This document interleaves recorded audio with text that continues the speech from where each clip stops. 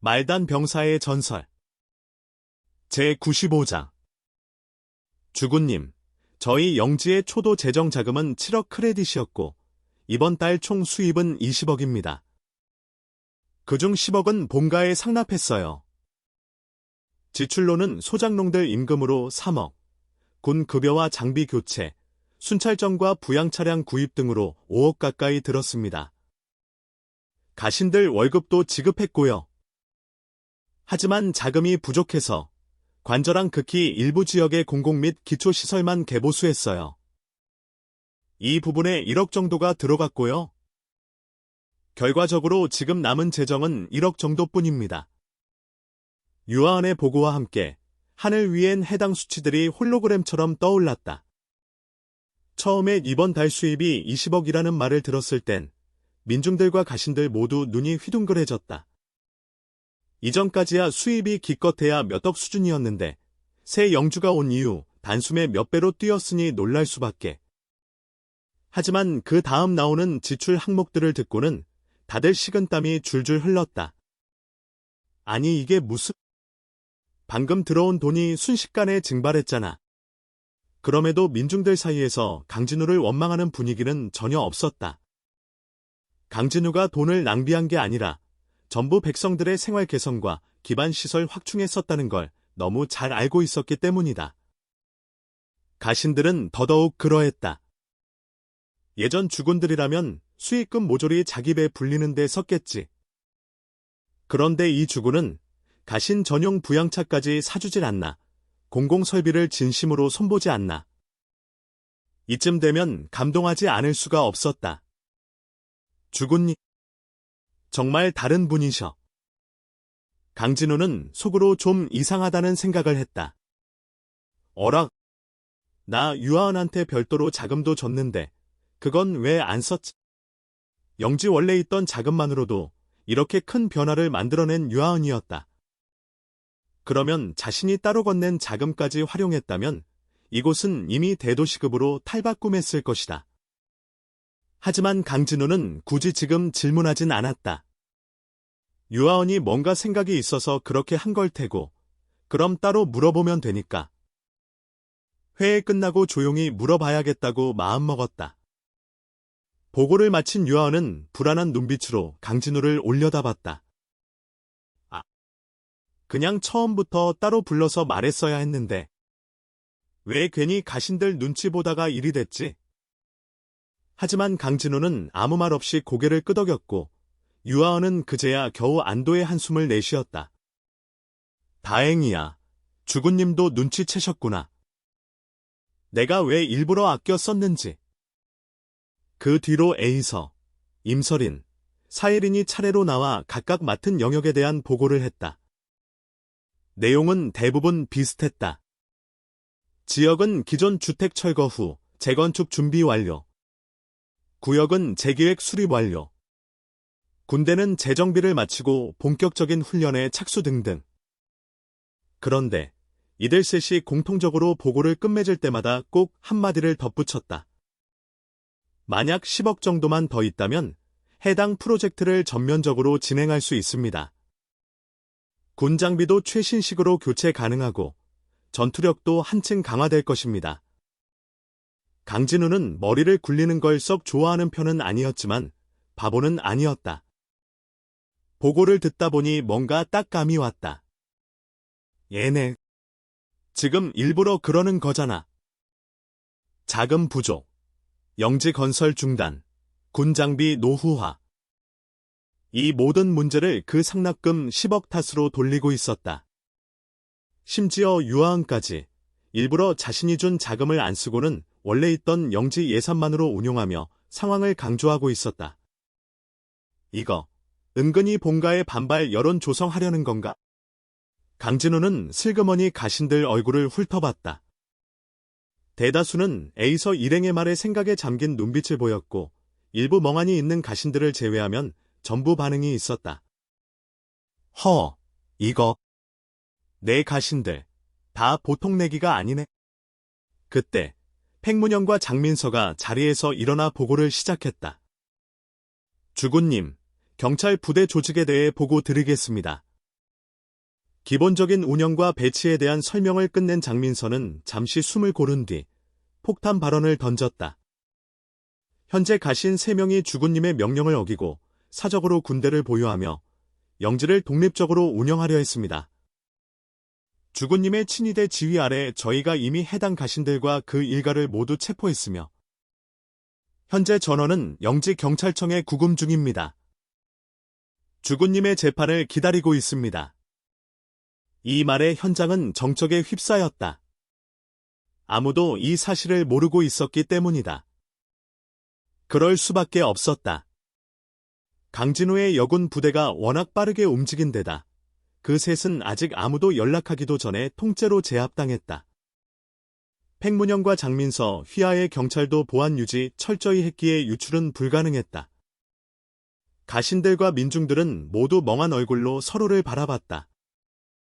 머리 빠른 이들은 곧 이 사건의 무게감을 떠올리기 시작했다. 사적으로 군대를 보유했다면 그건 반역 아닌가? 하지만 또 생각이 복잡했다. 가신이 군대를 보유하는 건 원래 가능했던 일이었지. 새 주군이 와서 그걸 금지한 거고. 그럼 기존 규칙을 어긴 게 아니라 새로운 권한과 충돌한 셈인데 이건 주군권이 브스본가권이 아닌가? 현장의 공기는 서서히 긴장감으로 물들어갔다.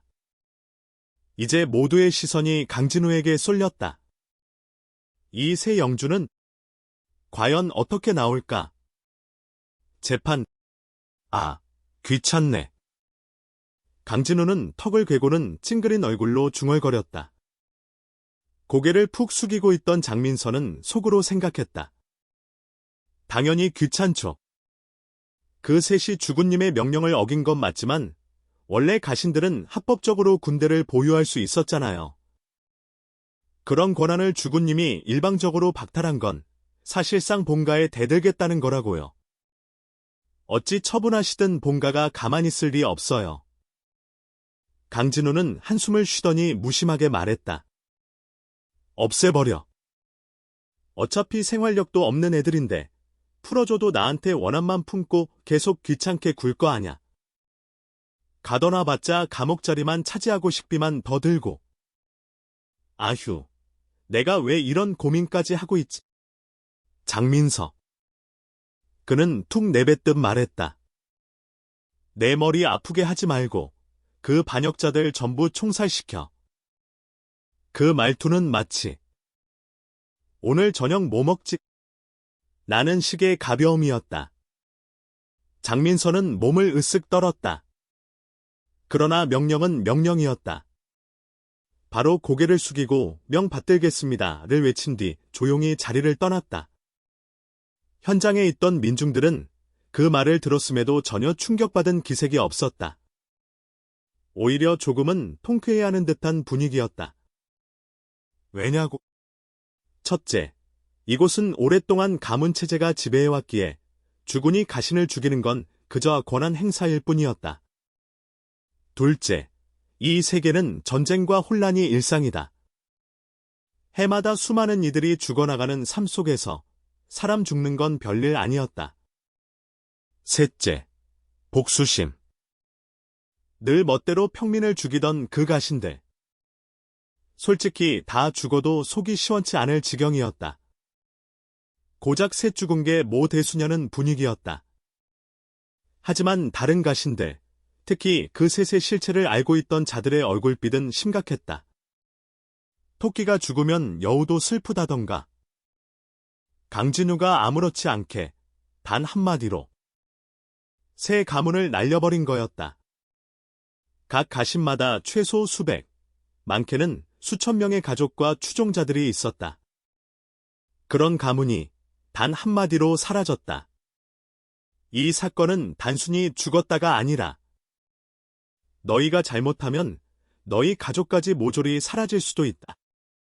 는 경고나 마찬가지였다. 얼마 지나지 않아 피비린내를 풍기며 다시 나타난 장민서가 무표정하게 말했다.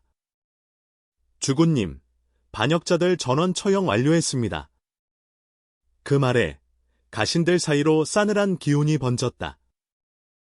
하지만 정작 그 원인을 제공한 당사자들과 여자 가신들의 표정은 평온 그 자체였다. 그 모습이 더 무서웠다. 진짜 저 죽은 사람 죽이는 걸 아무 일도 아닌 듯 생각하는 건가? 아니, 저 여자 가신들 저렇게 곱상한 얼굴에 피 한 방울 안 묻은 것처럼 태연하다고. 가신들 중 몇 명은 속으로 생각했다. 혹시 저자들 죄다 사이코패스. 강진우는 하품을 한번 크게 하더니 말했다. 뭐 그렇게 긴장해. 그냥 반역자 셋 정리한 것뿐이잖아. 머리도 없고 능력도 없는 놈들이 반역은 무슨 반역이야. 뻘짓하지 말고 그냥 조용히 살지. 시간 낭비에 돈 낭비지. 그 말에 가신들은 다시 한번 등골이 서늘해졌다. 감히 대꾸할 엄두도 내지 못했다. 강진우는 아무도 말이 없자 손을 휙내저으며 말했다. 다음 보고 계속해. 그 말에 지난번 첫 임무를 맡았던 가신이 얼른 자리에서 일어나 성과 보고를 시작했다. 강진우는 처음엔 귀를 기울였지만 이내 점점 지루한 표정이 되었다. 결국 대부분은 변변한 성과도 없이 보고서만 그럴싸했다. 특히 새로운 유통경로 개척을 맡았던 자는 한참을 둘러대더니 결국 못했습니다. 나는 말만 남겼다. 드디어 모든 보고가 끝났을 때 강진우는 벌떡 일어서며 선언했다. 각 부서 책임자 인사 재정비하겠다. 재정과 상업은 유하은, 행정과 인사는 이하진, 기획과 정보는 임설인, 건설과 민정은 A석, 필요한 인원은 알아서 뽑되 인사 기록은 이하진 쪽에 보고할 것. 지난번 임무 맡았던 가신들은 자기 임무가 어느 부서 소속인지 파악해서 그 부서 장에게 직접 보고하라. 재수연, 사혜린, 너희는 나 따라와. 나머지는 해산. 그는 말 끝나기 무섭게 몸을 돌려 시청 건물로 들어갔다. 갑작스레 책임이 늘어난 유아은과 이하진, 임설인, A선은 어이없는 표정으로 서로를 바라봤다. 진짜 손 털고 책임 전가하셨네? 그들 사이엔 피곤한 웃음만이 돌았다. 사혜린과 재수연은 강진우를 따라 시청 내 한방으로 들어왔다. 두 사람 다 원래 말이 많은 성격은 아니었기에 그저 조용히 강진우의 눈치를 살피며 그를 지켜보고 있었다. 강진우는 손짓으로 자리에 앉으라고 한 뒤 조용히 입을 열었다. 너희 둘을 부른 건? 군대에서 일부 병력을 선발해서 전함 훈련을 시키고 싶어서야. 이 시대에서 진짜 힘이란 결국 전함이지 않겠어? 재수연이 고개를 끄덕이며 조심스럽게 말했다. 지휘관님, 여긴 병사들 기본 소양은 나쁘지 않아서 훈련 자체는 가능할 것 같아요. 근데 문제는 전함이 없잖아요. 뭘로 훈련을 시키죠? 강진우는 기다렸다는 듯 고개를 끄덕이며 말했다. 전함은 걱정하지 마. 내가 천이서한테 문석호 전함 같은 거 두 척 더 사들이면 돼. 당장 도착하진 않겠지만 올 때까진 운석호 안에 있는 시뮬레이터로라도 먼저 훈련을 시켜. 그는 이내 무언가를 곰곰이 떠올리는 듯 잠시 생각하다가 말했다. 운석호 같은 전함은 개조전 기준으로 60명 승선 가능. 그중 20명은 통신, 함교 운전, 레이더 감시, 전투기 유지 보수, 전투기 조종, 기관실 관리, 보급 담당, 화력 통제, 전투팀 구성 등으로 편성해야 해. 근데 전투병이 그렇게 많은데 왜 강습정은 안 달려있냐? 아, 됐다. 천이서한테 주문할 때 그냥 추가해 달라고 하면 되겠지? 그는 다시 둘을 향해 말했다. 군사인력은 너희 둘이 군대에서 직접 선발하고 보급이나 정비, 통신 같은 후방인력은 이하진한테 부탁해서 민간에서 뽑아. 그 다음에 통합훈련 돌려. 그리고 꼭 전투기 조종사랑 백병전 병사도 여유있게 훈련시켜놔.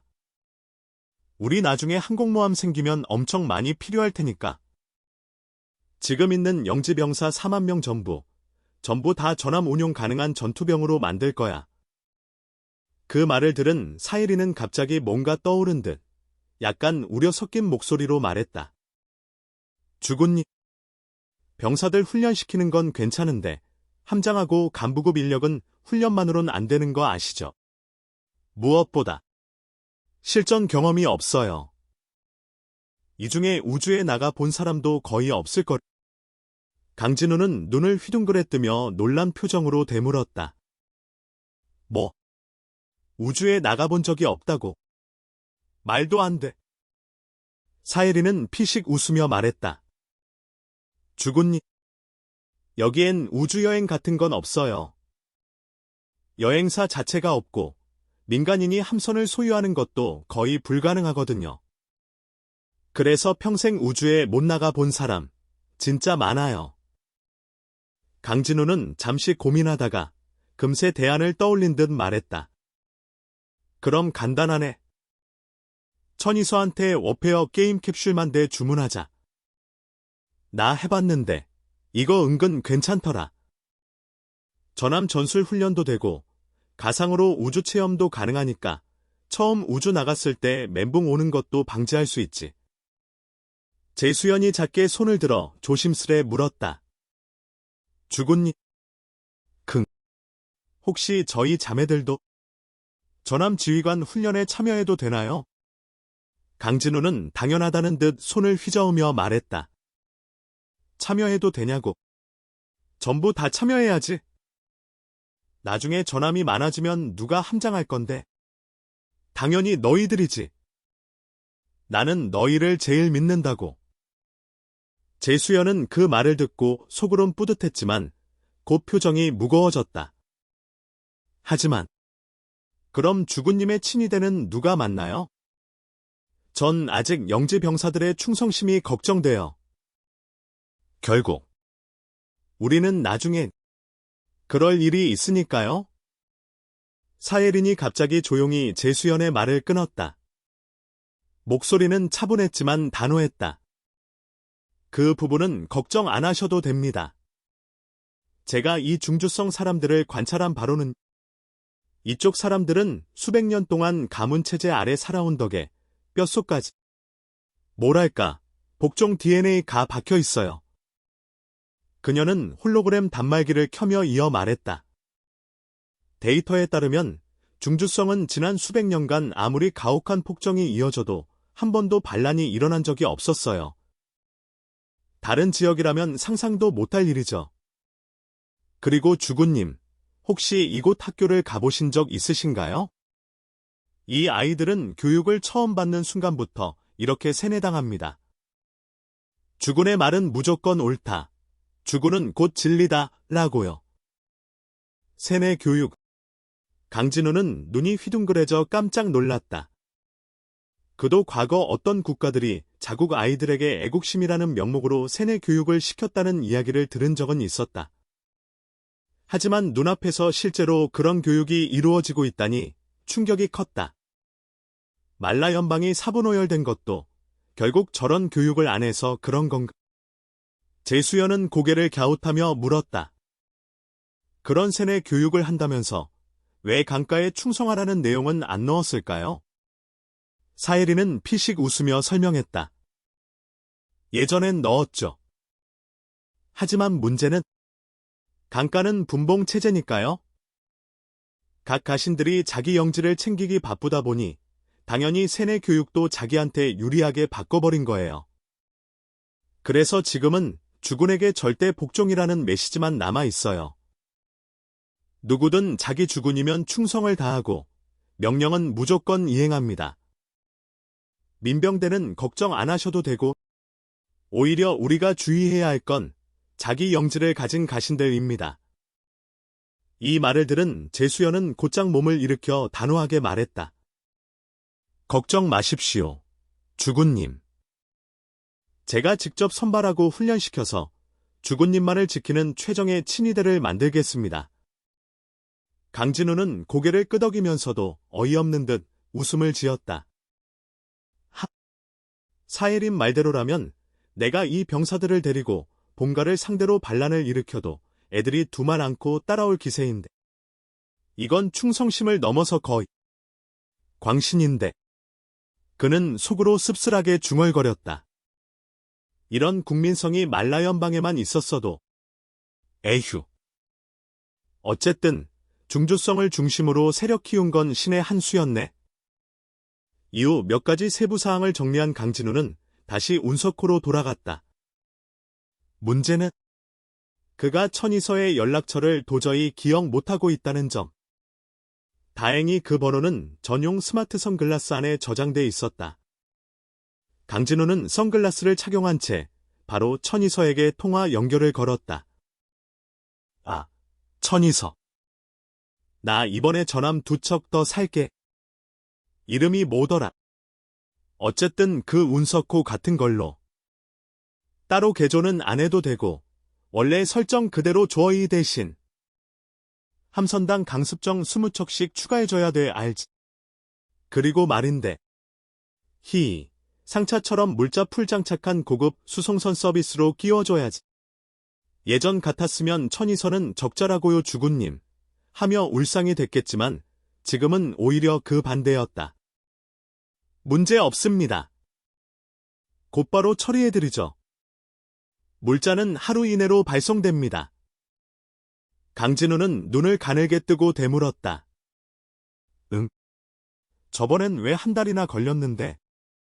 천이서는 활짝 웃으며 설명했다. 주군님, 저번엔 전함 설정 개조도 있었고 위치가 무란성계 외곽 운석지대였잖아요. 지금은 현품 그대로 드리고 중주성은 저희가 주력으로 활동하는 지역입니다. 당연히 물류도 훨씬 빠르죠. 강진우는 만족스러운 듯 고개를 끄덕였다. 좋아. 그리고 게임 캡슐도 10,000대 주문할게. 워페어 최신형으로. 전함 지휘관 훈련하시려는 거죠. 마침 잘 됐네요. 이번에 새로 나온 워페어 훈련 캡슐은요. 전함 지휘관 역할뿐 아니라 함선 내부의 모든 역할을 체험할 수 있게 업그레이드 됐어요. 게임사에서 군 전용으로 만든 버전이라 실전 훈련에 아주 적합합니다. 강진우는 놀란 눈으로 외쳤다. 진짜 그런 기능까지 추가됐다고. 완전 딱 내가 필요하던 거잖아. 천이서는 빠르게 계산기를 튕기더니 말했다. 자, 전함 2척, 워페어 캡슐 10,000대, 전부 포함해서 무라이와로 총 금액은 이 정도입니다. 캡슐은 특수 군용 모델이라 조금 비싸요. 강진우는 고개를 끄덕이다가 슬쩍 걱정을 털어놨다. 그런데 말이지. 이렇게 물량이 왕창 들어오면 강가 쪽에서 의심하진 않을까. 나한테 태클 걸면 골치 아픈데. 천이서는 껄껄 웃으며 말했다. 주군님 걱정 마세요. 강가도 운석호의 성능 보면 분명히 자기들도 갖고 싶어질 거예요. 근데 말이죠. 이 전함은 저희 회사 독점 제품입니다. 그러니 주군님이 저희를 강가 쪽에 소개해 주시면 오히려 더 든든해지죠. 다만 서비스로 드린 고급 수송선 40척은 당분간 주군님 기지에 놔두시는 게 좋습니다. 괜히 사람들이 더라. 전함 하나 샀더니 고급 수송선 20척이 따라오네. 이러면 안 되니까요. 강진우는 처음엔 고개를 끄덕였지만 곧 생각을 고쳐먹었다. 그래도 수송선은 꼭 필요하지. 전투 중 보급 없으면 끝장인데. 괜히 숨길 거 없어. 그냥 내가 돈 주고 산 거라고 하면 되지. 근데 혹시 모르니까 가격 하나 불러줘. 강가에서 물어보면 그럴싸하게 대답해야 하니까. 천이서는 껄껄 웃으며 말했다. 좋습니다. 이렇게 하시죠. 수송선 한 척에 10억 무라이와라고 하세요. 실제 원가는 훨씬 낮지만 그 정도면 충분히 본가 사람들 속일 수 있습니다. 그는 속으로는 이렇게 생각했다. 진짜 걱정되는 건 강가가 이 전함 수를 알고 경계심을 품을까 봐지. 그래도 강진우한테는 내가 먼저 귀띔해 줄 거야. 그러면 문제 없겠지. 강진우는 한참 생각하다가 말했다. 그 게임 캡슐 먼저 보내줄 수 있어. 병사 훈련이 시급해서 그래. 게임사랑 연계 작업이 좀 있어서 최소 3일은 걸릴 겁니다. 천이서가 답했다. 좋아. 물자 도착하면 바로 나 아니면 내 부하한테 연락해. 그렇게 말한 강진우는 통화를 끊었다. 그때였다. 운석호에서 정비 업무를 맡고 있던 한 여군이 강진우의 지휘실 문을 두드렸다. 지휘관님, 강가 쪽에서 비밀 통신이 도착했습니다. 무장을 강화하고 대기하라는 명령입니다. 곧 전쟁이 있을 거라고 합니다. 여군들은 여전히 강진우를 지휘관님이라 불렀지만 강진우는 그런 호칭에는 별 관심이 없었다. 그는 빠르게 통신문에 서명한 뒤 해당 내용을 바로 영진의 부하들에게 전달하라고 지시했다. 전쟁이 일어난다고? 설마 아직 회복도 안 된 강서진 쪽을 치는 건가? 아니면 강가가 선제 공격을 준비 중인가? 강진우는 홀로 생각에 잠겼다. 어쨌든 운석호도 곧 도착하고 게임 캡슐로 훈련시킨 병사들도 꽤 적응했을 테니 남은 20일 동안 전함 훈련 돌리면 전장에 투입할 수 있겠네. 영지로 돌아온 강진우는 시청 앞에 길게 늘어진 줄을 보고 의아해졌다.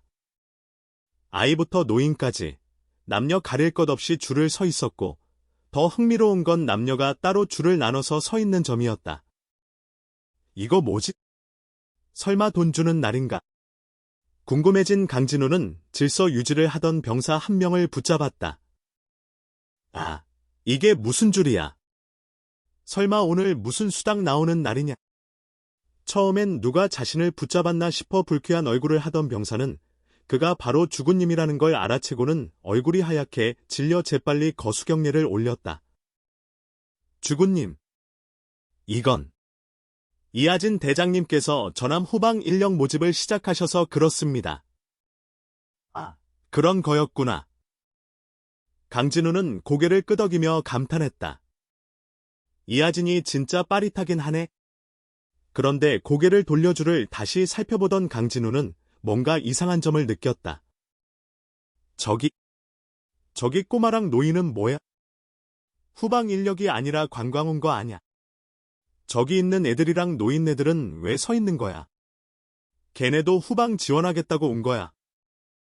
병사는 얼굴을 붉히며 작게 대답했다. 아, 아닙니다. 가족을 따라온 거예요. 혹시 쫓아낼까요? 강진우는 손사래를 쳤다. 아냐. 그럴 필요 없어. 가족 따라온 거면 괜찮지. 근데 줄 서는 이유는 뭔데? 병사는 멋쩍은 듯 말했다. 사실 다들 시청 안에 들어가 본 적이 없어서요. 이번 기회에 구경하려고요. 그건 또 귀엽네. 강진우는 피식 웃으며 병사의 어깨를 툭툭 쳤다. 알았어. 계속 일보러 가봐. 그리고는 휙 돌아서서 발걸음을 옮겼다. 강진우는 미쳐보지 못했다. 어깨를 두드려준 병사는 그 자리에 얼어붙어 감격에 벅찬 표정으로 그의 뒷모습을 바라봤고 주변 병사들은 그를 부러움 가득한 눈빛으로 바라보고 있었다는 것을. 그는 곧장 해변 근처 군영으로 향했고 경례와 함께 영접하는 경비병을 지나 캠프 안으로 들어섰다. 몇 걸음도 걷지 않아 귀청이 찢어질 듯한 함성 소리가 울려 퍼졌다. 뭐야? 폭동이야. 소리가 들리는 방향을 따라가 보니 수만 명이 들어가는 대형 훈련장이었다. 안을 들여다보니 병사들이 몇 무리를 지어 뭔가를 구경 중이었다. 뭔데 이렇게 열광적이지? 궁금해진 강진우는 발걸음을 재촉했다. 가까이 다가가자 그 중심에는 맞붙고 있는 병사들이 있었다. 격투, 싸움 구경하냐? 다소 실망한 강진우는 고개를 돌려 떠나려 했다. 하지만 문득 그 중심에 아주 익숙한 얼굴 두 명이 눈에 들어왔다. 사예린과 재수연이었다. 두 사람은 중앙에 나란히 앉아 매우 여유로운 표정으로 이 싸움을 구경하고 있었다. 얘들이 이따위 싸움에 흥미 있을 리가 없는데. 곧 시합이 끝나자 코피가 터지고 얼굴이 부어오른 병사들이 제법 흐뭇한 얼굴로 제수연과 사예린 앞에 섰다. 그리고 들려온 제수연의 말. 축하합니다. 여러분은 친위대 후보 자격을 획득하셨습니다. 더 열심히 해주시기 바랍니다. 아, 그런 거였군. 강진우는 흥미를 잃고는 다시 빠르게 자리를 떴다. 이후 강진우는 영지 곳곳을 돌아다니며 여유로운 시간을 보내기 시작했다.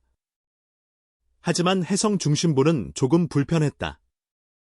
시청회의 때 가상 이미지가 전파되면서 얼굴이 너무 유명해진 탓에 가는 곳마다 인사를 받아야 했다. 그래서 그는 해성을 벗어나 외곽 지역으로 나갔다. 그곳은 아무도 그를 몰랐고 아름다운 농촌 풍경이 펼쳐져 있었다. 피곤하면 풀밭에 드러누워 낮잠 자고, 배고프면 아무 농가나 찾아가 밥 얻어먹고, 말을 빌려 타보기도 하고, 농사짓는 이들과 함께 일도 거들며 삶을 체험했다. 그렇게 즉흥적으로 보낸 3에서 4일 동안 강진우는 영지를 거의 다 돌아보게 되었다.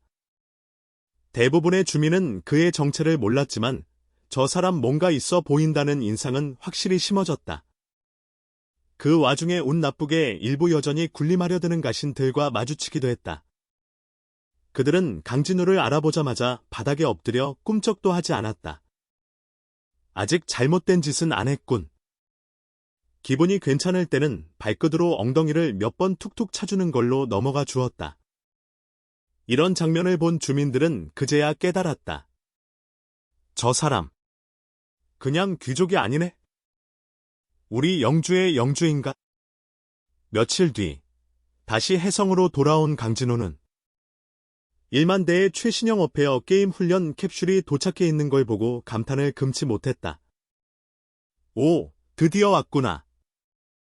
그는 두말 없이 게임 캡슐 안으로 뛰어들어 누구보다 먼저 코치 역할을 자처했다. 오랜만에 하는 게임에 흥이 나기도 했고 훈련도 본격화돼야 했으니까. 한편 사예린과 제수연이 선발한 전함 인원들도 며칠간 운석호의 시뮬레이터로 예열을 마친 상태였다. 이제 그들은 본격적인 전함병과 훈련에 돌입할 준비가 되어 있었다.